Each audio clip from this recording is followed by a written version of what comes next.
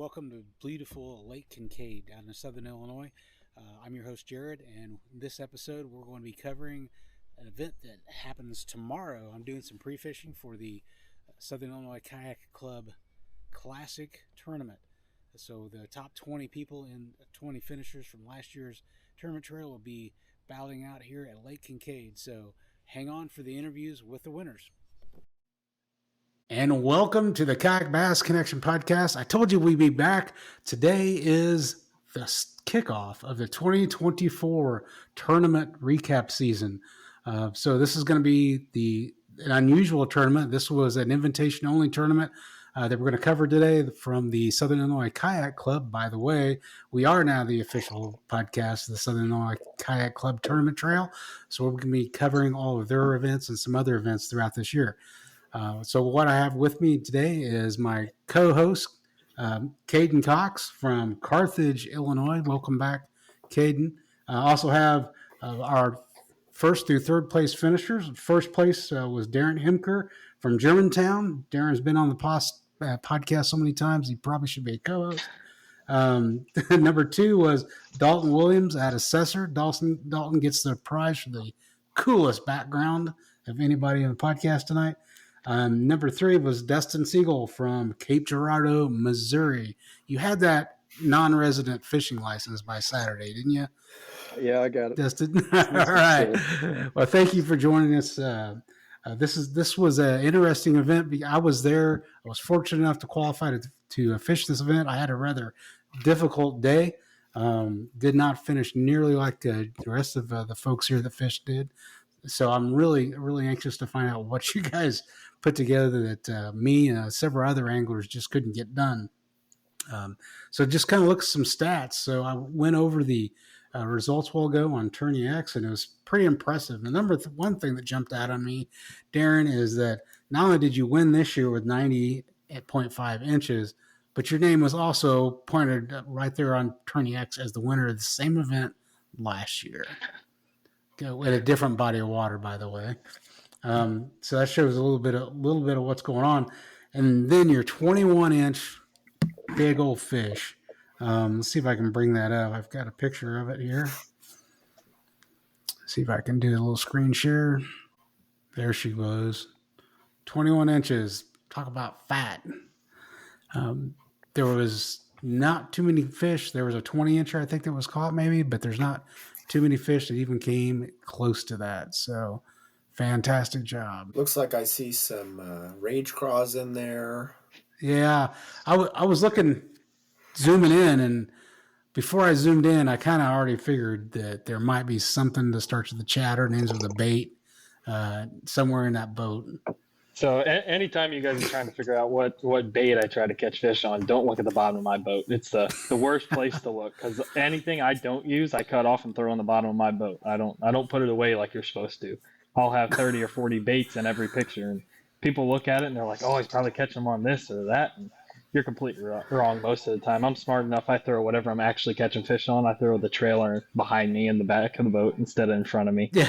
So you're very rarely going to be able to see what I'm catching them on. But that fish was caught on a chatterbait in about 4 feet of water. Oh, wow. In 4 feet. Now, I remember the temperatures I was seeing were anywhere between 55 to 59 degrees later in the day. Were you in warmer water than that? Colder, actually. I went pretty far south in the lake, and where I started, it was about 54 degrees. And I think the warmest I saw was about 56 before I started getting back up to the Paul Ice Boat ramp up there. Then it really warmed up. But out there, it was 54, 56 most of the day. And I talked to some boat guys, and they said that the water cooled off quite a bit with that last cold front. And I saw probably 3 to 5 fish on beds too that I couldn't get to eat, but they were very large fish on beds, 5 to 7 pound fish on beds already. So I was very, very surprised to see that. Nice. Yeah. And I think that's something that Dustin mentioned, and we'll kind of go through the stats here and talk about those bedding fish. Dalton, you ended up with 83 inches, which was extremely consistent size, I noticed. Yeah. I got. were you pretty much fishing the same place for all those, or did you have to move around to get those 5? I kind of stayed in the same place. I kept going back and Mm-hmm. forth. Did the exact same circle on the lake for hours. Had those spots paid off for you in the past? Is that why you chose that route, or why did you choose it? I fished Kincaid in boat tournaments too, so I was kind of used to the lake. Well, not as much as Darren since he got first, but I kind of knew like I've caught a big one here before, and I just kept hitting the same places that I've caught big fish at before. And I mean, it kind of paid off, but yeah, well, you definitely consistent with good sized fish. Moving on to third place, Dustin. This kind of amazed me. I started looking at this a little bit. So talk about consistency. Dustin had 78.75 inches. He had a 16, a 16, a 15.75, a 15.50, and a 15.50 fish. So no more than a half-inch deviation between all 5 of the fish that you ended up scoring. What do you count for that? They all came off the same exact spot. I mean, there was 5 others that were about 15 inches too. So I caught 10 off the same exact point by probably about 8:30, 9 a.m. And then I kind of thought I should probably go try to find bigger ones, and that didn't really pay off much. But yeah, I remember you mentioned at the ramp that you saw what Darren was putting up, and you knew that.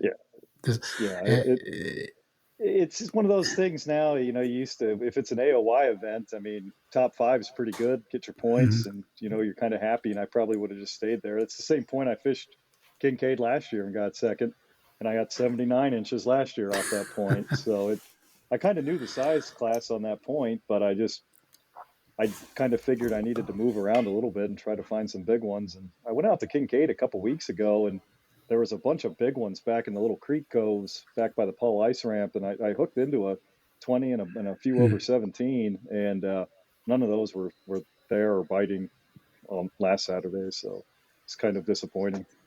But yeah, well, that's why they call it fishing, right? So, Darren, what do you think was different about the locations that you were hitting versus say what Dustin was hitting? I mean, I'm not really sure what changed it that much. I think technique had a lot to do with it, and I think I was fishing areas that most people are not going to be fishing. I think I was fishing fish that weren't pressured at all, because you look at most people that go down a bank, any boat or kayak angler, they're casting at the bank with a chatterbait, and they're only in the strike zone for about I would say 10 feet. They're really in the strike zone. After that, you're out of the strike zone. I mean, you might have a 40, 50 foot cast, but you're only in the strike zone for about 10 feet. Once you get after 10 to 15 feet off the bank, you're not where you need to be. And what I was doing is I was going, anybody that watches me fish a chatterbait, I fish it like nobody I've ever seen. And I fish about 3 feet from the bank, and I cast, and I'm in the strike zone the whole entire cast. I've had so many fish I've caught within 3 feet of my boat, where they come and eat it right next to me because I'm in the strike zone the whole time versus somebody else that's only fishing in the strike zone for 10 or 15 feet every cast. So you think are you making more casts then because they're shorter? Not really more. I would say more target specific. I'm casting at certain things. I see a log, or I see something that I really think a fish is going to be holding to, or a grass pocket or something like that. I make a very, very specific cast, and I try to make that chatterbait one, especially on a chatterbait, which is like my favorite bait in the world to fish. I like making it very, very lifelike. I'll be jumping it and popping it pretty hard. I'm not going to just sit there and straight retrieve it, because you straight retrieve it, those fish see that all the time. They don't see a chatterbait looking like a crawdad just flipping through the water, stopping and going. I think 3 of my fish that I caught during that tournament that counted, I all caught on the pause whenever I was reeling, and I just stop reeling, and then they just smoke it every time I stop. Because in my mind, what's happening is that fish is chasing it, and as soon as it stops, they just run full force into it. They can't stop. They could, but they're not going to. That bait stops in front of them. They can't resist it, especially a feeding pre-spawn fish. Oh yeah, they love it. Yeah. So what stage do you think yours were all pre-spawned? Did you guys see any evidence that some have already spawned and moved back? The big fish, I believe, was spawned out. My biggest fish, the 21-incher, her tail was a little torn up, and she kind of looked exhausted, in my opinion, just looking at her. But the rest of them, everything else I caught looked pretty pre-spawn. Yeah, if you go out to that what is that called, the Glen Schlimpert Recreation Area, go all the way back into those coves. I actually saw fry there the week before. Wow. But that water up there was like 66 the week before when I was there. It was getting pretty hot. Where I'm at, yeah, they're moving shallow. I caught one actually yesterday. I went out and it was post spawn. Yeah. So Dalton, what were you fishing for? Do you think those fish you had were pre-spawn or? I caught my biggest one when she was definitely pre-spawn, but I would say, yeah, all of them were pre-spawns. What? It just goes to show you Mother Nature's got a plan, man. Not every bass hits the bank at the same time. Yeah, I think I've seen one that was on a bed. And I threw everything at it, would not hit. Okay. Kind of lost you there for a second. So now, virtue of this tournament, one thing I didn't mention is that the only person that got a check was first place because it was the championship for SIK from 2023. The only person that got a check was Darren, and the guy that happened to get big bass. Well, guess whose name is on that one too? Same guy. So I forgot to mention that. So it's nice that we were able to at least have second and third on here, give you a little recognition because that's all you're going to get. Hope you feel good about that. So we're starting a new tournament season very quickly. We'll be at the first tournament here in less than 2 weeks at Newton. So looking back from last year to this year, I'm just going to throw these questions out, and anybody who wants to pick this up can. What have you changed or intend to change from the way that you approached the season last year to this year? For me, what I've noticed last year was I was starting to fish a lot faster since I had a pedal kayak. I think Dustin and Kessler, they both told me, like, hey, you're fishing too fast. I'm like, yeah, I kind of found that out. So I kind of slowed everything this year and hope that I can just continue to slow down everything. Okay. Yeah, and you did very well with just a paddle in your hand, in your first year, right? So what kind of kayak did you end up getting with pedal drive? A Vibe Shearwater 125. Nice. Okay. Great. So you're just going to concentrate on being methodical and slower. Yes. Yeah. What about the rest of you guys? Any changes from what you're going to do this year that you think from last year? I think I'm just going to try to get to the tournaments. I didn't even get to hardly any last year. That's a change. Yeah, I know. I'm sending back rejects for wedding invitations this summer. I'm not going to any. Beyond that, I need to move more. I mean, I've been pretty successful sitting in the same place pretty much for tournaments for the last few years, finding a good number of decent sized bass. But the problem is when you find those good numbers, they're usually all in the same size class, and I always end up with like low 80s, mid 80s, and all of them are about the same size, just like at Kincaid. And that used to be sufficient, but I feel like now everyone gets like mid 90s to win these things. So I don't see winning with any of those numbers anymore, but I don't know. So I feel like I'm just going to listen to what Darren says and try to replicate that. I think we need to put a tracker on his boat. Yeah. It's kind of worrisome though, because I've always said when you're doing competitive activities, you kind of get good to a plateau. And I feel like I've been plateaued for like 3 years, and sometimes you got to get a little worse before you get better, trying new things. And I have a feeling I'm gonna take a little bit of a nosedive trying to figure out how to catch some big fish to get into those 90s. But it'll be fun. So yeah, hey, sometimes you got to break stuff before it gets better. So I'm with you there, Darren. I'm not gonna ask you if you change anything to get any more efficient or catch bigger bass. We might as well someone suggested this. I think Darren, you suggested maybe we should just get. Dustin suggested we should just get Darren's PayPal account and just send him money instead of registering for tournaments. I'll put your name on the side of my kayak. Sponsorship. Just go fishing with Darren and give him some money. All right. So what about right now? If you had to examine the way that you approach the tournament season or any tournament, even fishing and just in general, what do you think your weak point is? What's the weakest point you think in your game when you get out on the water that you're constantly battling and just need to address? I feel like I don't have that many weak points. I feel like my biggest weak point is anything with a treble hook. I'm not very good with. I don't do great with like crankbaits and stuff. I mean, I can definitely catch fish with them, but around here, most of our tournaments, you don't need crankbaits. You don't need anything like that. I mean, I fish my popper and I fish. A jig, chatterbait, and a worm. That's really all you need in our Southern Illinois tournaments. You don't very, very rarely are you going to go out and catch them on like something crazy, some kind of topwater bait that nobody's heard of or something like that. Mm-hmm. It's not that rare or that common for something like that to happen. It's a very, very rare circumstance. So I feel like being a little lackluster at crankbait fishing, I feel like I'm not at that much of a disadvantage. Good points there. Yeah, I was thinking about the other day as I was going through my tackle box and I had this 3,700 box full of crankbaits that I never hardly ever throw.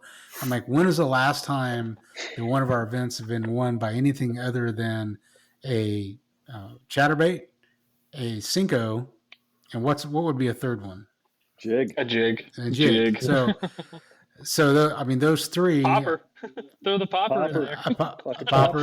Popper. So that just makes you think a little bit about all the gear that we carry around with us and what we don't throw. So, okay. I'm the king of the soft plastic game. I'm the king of carrying around all the soft plastics you could ever dream of. And when you were in a previous episode, Darren, you talked a lot about trailers. You talked about what soft plastic you use a lot. So I'd refer people back to that episode. I'll post that at the end of this one. That really gives a good idea of what you've been successful with there.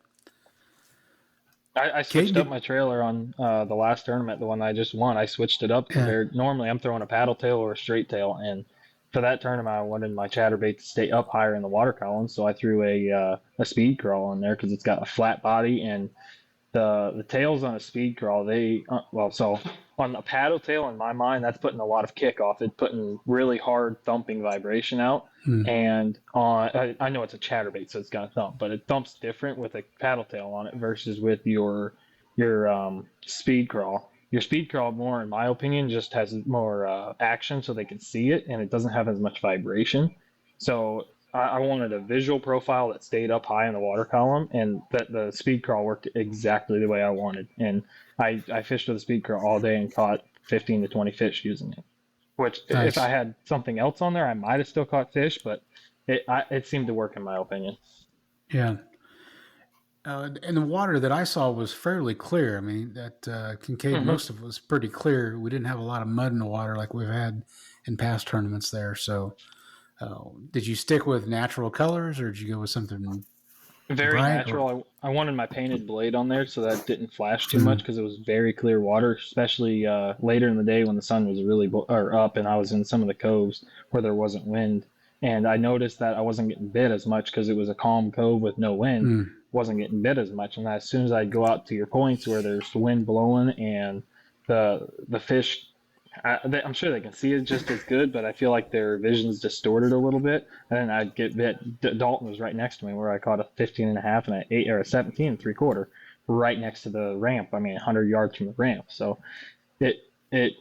the water clarity, the wind, everything plays into these things. You gotta try to take all that into consideration, whether you're choosing your trailer, your blade, your color, everything like that. Yeah, I saw Dalton shaking his head whenever you mentioned that. I take it at that point you weren't having much luck there, Dalton, right there at the ramp. Well, I've caught my fish. Then he suggested, we were right next to each other. And he's like, oh, I need to submit my fish. So I'm like, oh, I probably need to do that too. So I stopped fishing, got on my phone to submit all the fish. Here he comes beside me, catches a 17, in front of me. I'm like, I would have just kept fishing. I would have probably caught that fish. It was funny because I caught that 15.5, and then he went to go like in front of me, and he made 2 casts, and I was like, man, I probably should submit your fish or something like that. And he started submitting them, and then I also said, I was like, man, he's just gonna come up here and take my spot. And 2 casts later, I caught the 17 3/4. It was perfect timing.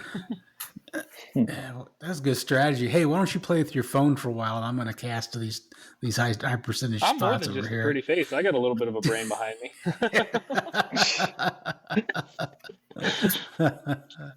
All right. So, hey, let's move on to another question I have for you guys. So, what if you look forward to this schedule? What lake are you not looking forward to fishing on for the 2024 tournament schedule for Southern Illinois Kayak Club? What lake are you not looking forward to? I gotta look at the lakes. I don't even Yeah. know where we're fishing. I would say probably Grassy or Taylorville, since I haven't been on those lakes, and I don't think anyone in our club fished Taylorville yet. So I think it's gonna be on common ground that no one's fished it yet.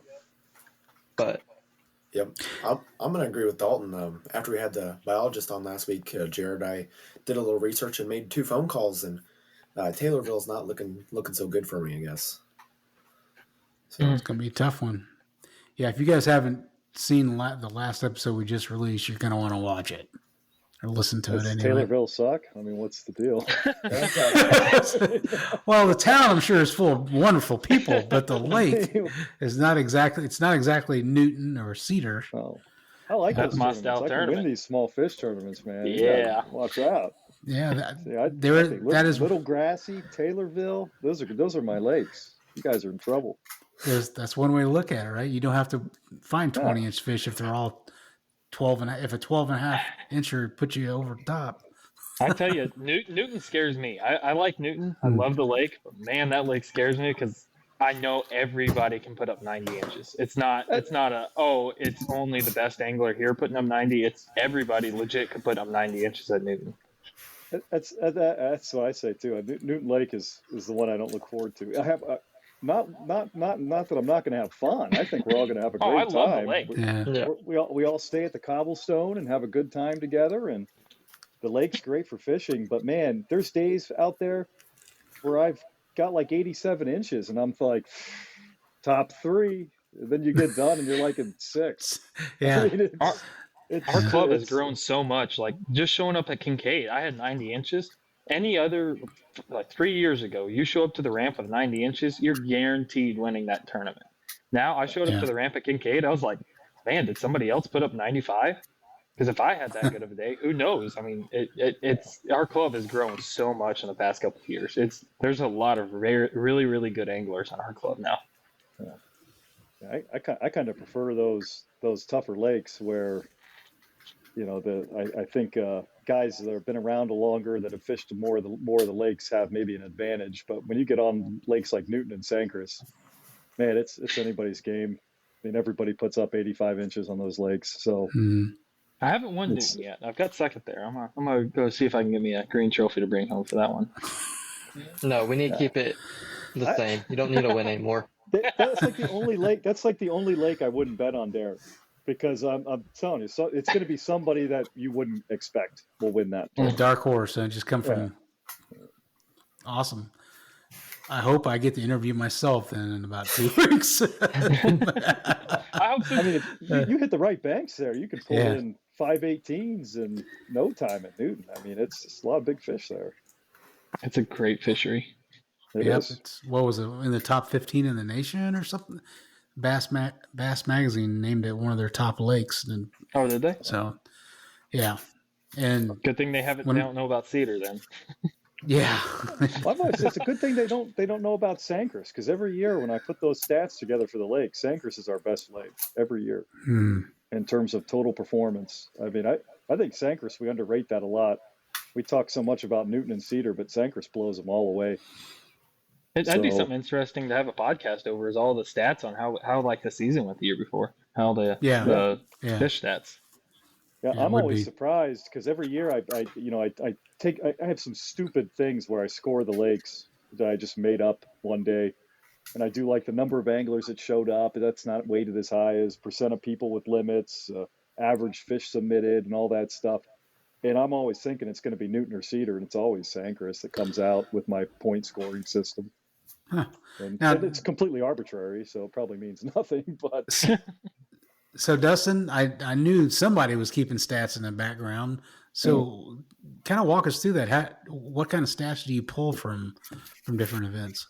I keep track of everybody's fish that they submit for their top 5. So keep all their averages, their standard deviations, and keep track of their average place and standard deviation in places, so you can kind of see who's the most consistent at size class of fish they're catching, what place they're finishing in tournaments. And that's how we kind of give out those awards at the end. The most consistent angler is in terms of placing, most consistent in terms of size of fish. Hey, that was me last year. Yeah.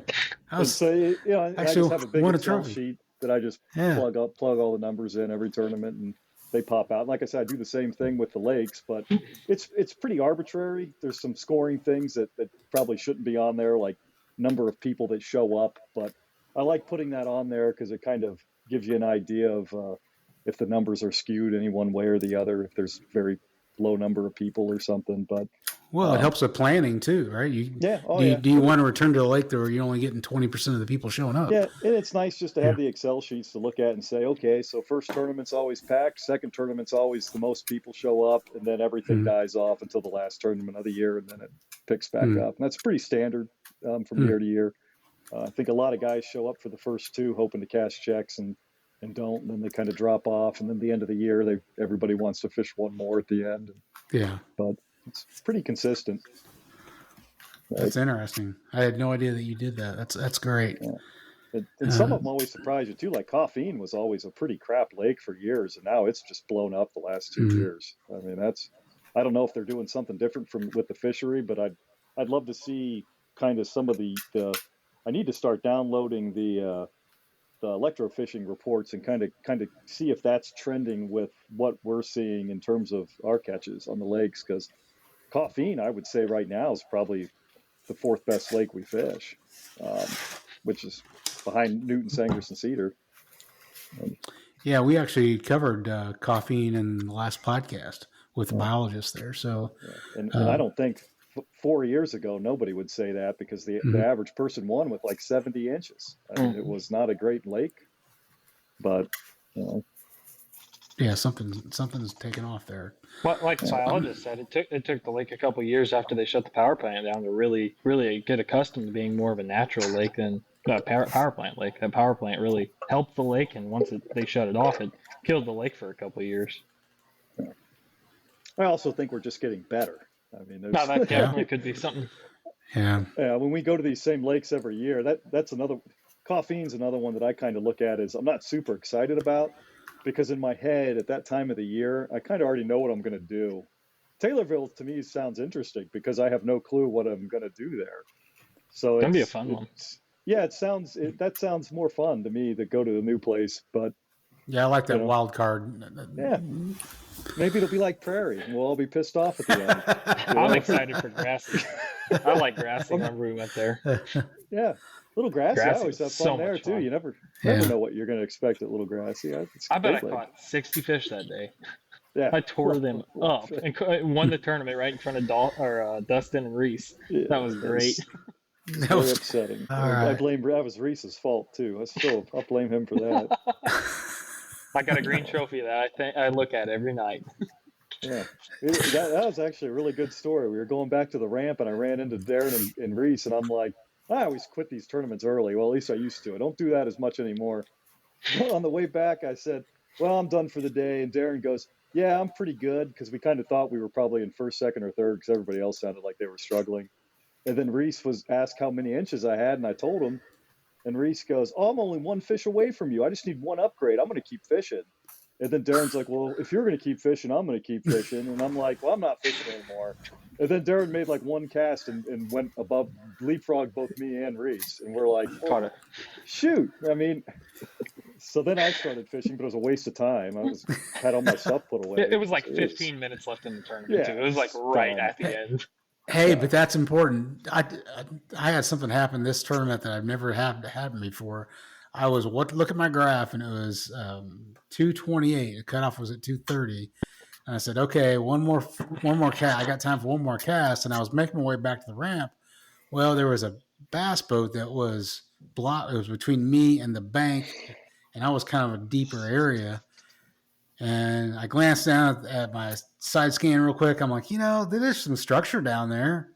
And I threw out, and I looked down, and I was rolling it back, and I looked down at my clock, and it said 229 bite. And I got that fish on. I got it on the board at about 20 seconds to go, and then it was 11 and a half inches. No. See, I did that at Sankers last year. Bump it. Last year at Sankers, we were sitting right on that power tower. We were all kind of aggregated at the end, and I did the same thing. It was 228 or whatever, and I was like, well, one more cast. Better pop this shaky head back really fast. And a bluegill smoked it, and I could tell it was a bluegill, so I just didn't do anything. And then right when that bluegill let go, it was just whap. But it was a big 18.5-incher, and I had like 8 seconds left at the end of that. Had my rod sitting in the water, but it was hanging on the power tower. It was great. I jumped like 12 places with that last fish. That was awesome. Hey, that's a big lesson. Yeah. Yep, that was the same tournament that you caught the one right at the end, and I caught the one right at the end with 5 minutes left and got big bass. Yep. Oh, nice. Wow. That was a funny day because I watched that happen. You were yelling and screaming. Oh yeah, And I won a tournament with a popper. I've never fished to the end until that day. That was the first time. Usually it's like 30 minutes left. I'm like, time to pack up. That was a weird tournament. I won it with a popper in 2 feet of water, and everybody else was fishing a power tower in 20 feet of water with a 5-foot jump up. Yeah. That's great. Awesome. All right, a couple more questions, guys, before I let you go today. These are going to make you think a little bit. So, what angler have you learned the most from? We've all had those people that are mentors or people that guided us through the years, or maybe it's somebody we've never even met, but maybe through social media or television that really has made you a different or better angler. Who would that be? For me, it's guys that aren't in the league anymore or never were in the league. I think Luke Brozovic is who really got me kind of good to fishing in tournaments. I mean, he was really good, telling me what to do. Then my old college roommate. Yeah, he used to fish in our league a lot. He was pretty good. He does a lot of boat tournaments. He lives up by Peoria or whatever you call it. But then my old college roommate Phil, I still never beaten that guy when we've gone out fishing. He's really good. But he doesn't fish largemouth anymore, so it was, whatever. But currently in our league, I mean, I hate to say it, I think I've learned that I'm not as good at what I thought I was good at because of Kessler, because I kind of showed Kessler how to fish stuff like deep offshore structure, and now when we do it together, he gets bigger fish than I do. So obviously there was something still to learn there when I thought I kind of had that optimized, but it's kind of annoying. But and then I don't learn anything from Darren, which really ticks me off because I go out and try to do what he does, and I actually was talking to Kessler about this today. There is some variable that literally Hemker doesn't know he's doing, and so he can't tell us because he doesn't know he's doing it. I think it's the hair. I think it's something. I think it's a golden aura. The fish look up and they think he looks like the second coming or something. He's got like a halo around his head. Darren's a pretty open book, and he tells you everything he's doing, and then you try to do it, and you don't come close to doing what he gets. So, really, it's really unhelpful. To be honest with you, I feel like I'm just wasting time because it's something that he doesn't know how to explain. It just comes natural. Whatever. I'll keep my mouth shut next time. My bad. No, I like going out there and not catching fish. So keep telling us. I like it too. It makes me money. I mean, I like it. Yeah. Dalton, what do you think? Is there anybody out there that has helped you along? I got 3. One, probably Darren. He actually turned me on to chatterbait. I hated throwing chatterbait until beginning of last year. I'm like, you know what? I'll just start throwing chatterbait. He helped me on that. Then Dustin and Kessler, he helped me on the jigs. Okay. I hated throwing jigs, and I've always been used to the shaky head or a Cinco. but they kind of turned me on to the jigs now. Nice. All right, Caden, how about you? Well, being that it was my first year last year, I think I learned a lot off myself and not doing very good. So failure teaches you a lot. Yeah. Yeah, it sure does. If you want to win, you can't be scared to lose. So you definitely have to watch yourself. And I think I learned a lot from YouTube. Just kind of watching everybody's videos. I mean, you can't pick one. You got to watch everybody's, and then just listen to what people have to say when you get back to the ramp. Which I only fished 3 tournaments last year out of, I don't even remember how many there is, 7, something like that. And so I think listening to what people do, watching YouTube videos, I think that makes you better. And I think just going out and fishing for fun, trying new stuff, and not just always fishing a wacky rig or flipping a Texas rig, doing something different every time I go out for fun makes it better for when I'm going to fish a tournament this year. I think it's going to be a better year than last year, being that last year was my first time. Okay, outstanding. That's what it's all about, right? Progression, getting better, and learning, and another part of that is the fellowship part of it, especially when you're fishing in a club. You get to know more people as the year goes on. It's part of the learning experience. All right. So before we close up for tonight, I know a lot of you guys have been very successful anglers and have sponsorships. And does anybody want to mention their sponsors? I know Dalton, I think you had a couple you wanted to bring up. Yeah. I'd like to shout out to Hoods, Guns and More, Big Stacks Baits, Lunker Lure and Hog Collar, and AJC Bait and Tackle. AJC Bait and Tackle. Now, where are they at? Yeah. They're in Flora. Okay. They're right next to Newton. All right. Nice. So what kind of is it just a general tackle store, or do they have specific? They sell missile baits, some rods. Okay. They just got crappie in, like crappie jigs and crickets and all that. But he's taking me out Friday to fish swim baits at East Fork. Fantastic. Because I've never thrown swim baits in my life. So that's going to be an expensive endeavor. Yeah. I gotta try new things. Yeah. I got about $2,000 in swim baits upstairs, and it hurts me to look at because I don't throw them hardly ever. Hey, you can donate them to me. Ooh. We're already getting you money in every tournament. So you took my lunch money last week. He had to go out and catch some crappies so he'd have something to eat for lunch. All right. Well, guys, I want to thank all of you for sticking it out and getting with me tonight. We originally were going to try to actually do these interviews on the water, but the water was falling from the sky pretty much throughout the entire state of Illinois this evening, so we all decided to go inside and do the interviews. I think also one thing I want to just shout out the folks that are running our tournament trail this year, Josh, especially doing all the work that he does. And then he actually finished, I think, 5th in this tournament.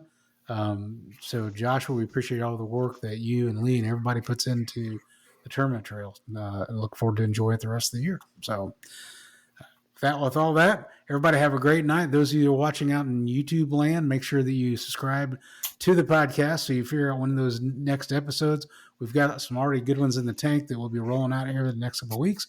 Next up, Newton. And as everybody talked about, this could be a gunfight. You never know. This is going to be a big bag here. So, all right, everybody have a good night.